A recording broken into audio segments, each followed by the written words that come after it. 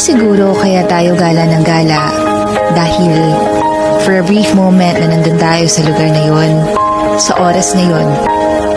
pakiramdam natin kahit saglit